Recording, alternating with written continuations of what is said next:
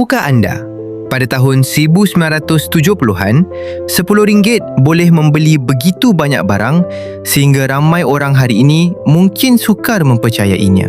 Pada ketika itu, segelas kopi di kedai kopi tempatan biasanya berharga sekitar 20 hingga 30 sen sahaja.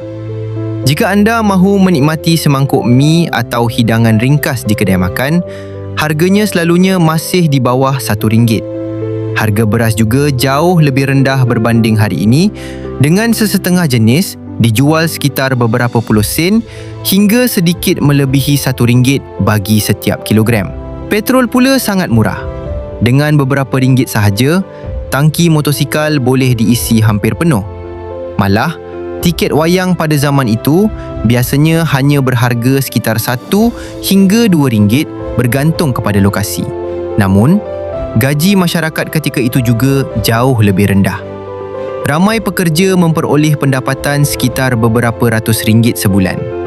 Walaupun pendapatan tidak setinggi sekarang, kos kehidupan harian juga lebih rendah dan lebih mudah diurus oleh kebanyakan keluarga.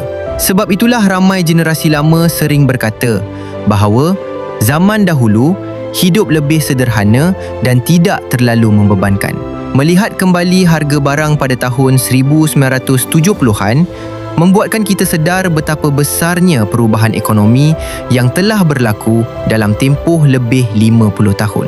Kalau anda suka fakta ringkas macam ni, boleh follow untuk lebih banyak ilmu.